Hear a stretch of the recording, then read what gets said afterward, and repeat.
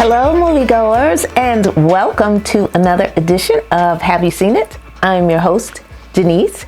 And before I get into this week's review, I'm going to start with my favorite actor. My favorite actor this week is Kathy Bates. And two movies where she was just incredible. Misery, of which she won an Academy Award, deservedly so. She was awesome in that movie. And another good one that I liked, the movie Richard Jewell. So Kathy Bates is my favorite actor. Of course, she's done many, many other things, but she is my favorite actor this week. Alrighty, I am jumping into my review. And this week, my review comes from HBO. I am waiting for some films to come to local theaters, so I'm doing the streaming thing right now. So it is HBO for me this week.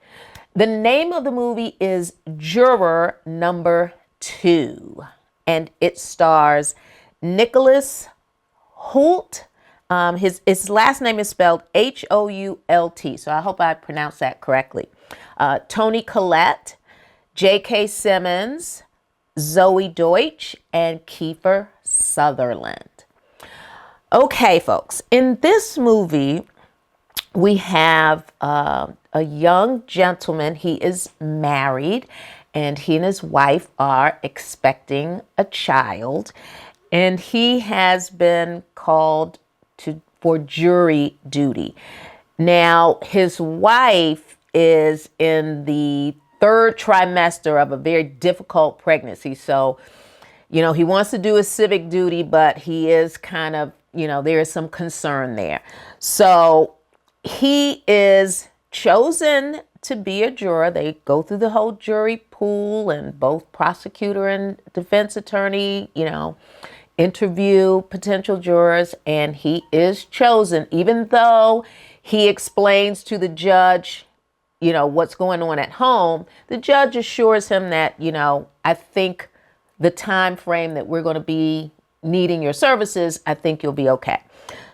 Fast forward, this gentleman has a moral dilemma as a juror, and such that in some instances during this film, I thought he was going to crack.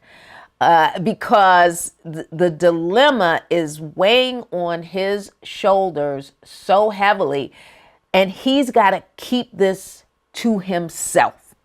So we have a gentleman who is on trial for homicide of his girlfriend.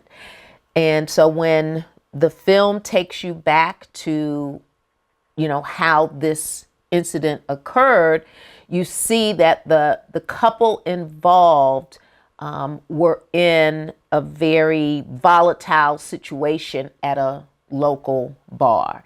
And then by the end of the evening, she ends up, dead. And so this man is, you're the only person we got here, so you must have done it. And he is, adamant about the fact that he did not kill his girlfriend. Yes, they had issues in their relationship, but they loved each other, and he would never do something as heinous as that. So as the jury is listening intently to the prosecution and the defense and witnesses, you see this gentleman, the wheels turning in his head. He's thinking about something. He's reliving something. Now, I had an idea first, and I thought, okay, I think the issue this gentleman has is maybe this. But as the movie continues, you find out, as you hear more evidence and so forth, you're finding out that, oh, it's really this. And how is he going to be an objective juror in deliberations without his moral dilemma spilling all over the place. And so, you see in the movie jury deliberations, and some people are just like, he's guilty. And when asked, well, why do you think that? What evidence have you heard that makes you say that? It's like, look, I got to go home. I got 3 kids at home, so I just want to be gone. He's guilty. It's all the proof is there. Everything you need is right there. So you got that going back and forth. But then you also have some weird things happening with jurors, and some things that were found out to be a little unethical. And so one juror is dismissed because of his prior job title and something that he did during this, when they should be deliberating, and just, when you leave the courtroom, you go home, you don't talk about it, you don't do X, Y, and Z. Well, he crossed the line, so he was dismissed out of there. But you still have this tormented gentleman who is, part of the jury pool, and he is now, with every day that they are in court, you just see him sweating bullets. You see him overthinking things. You see him reliving this particular evening that this woman died. And so I don't want to give too much in terms of how it ends and whether this gentleman cracks, whether they find out that there was someone else who committed this crime. All of those things are part of why this gentleman is tormented in the way that he is. Now, of course, his wife at home, who is expecting, is just worrying about her pregnancy, but she does see that, you are acting kind of, this should be wrapped up by now. What's holding it up? And of course, he can't tell her what's holding things up. So this movie was just under 2 hours. I was engaged because I do like courtroom dramas, and I really wanted to see how this played out. And so you want to watch this one if you have HBO. Check this one out. It's a good movie for a weekend. I give it about a 6 or 7. I'll give it closer to a 7 in terms of the movie overall. So that is my review for this week. Check it out. The casting I thought was really good in this movie.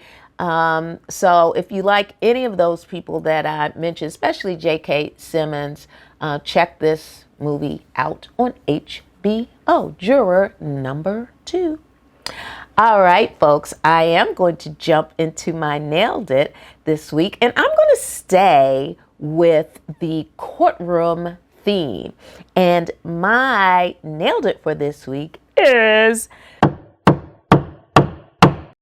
12 Angry Men, the original movie starring Henry Fonda as the jury foreman.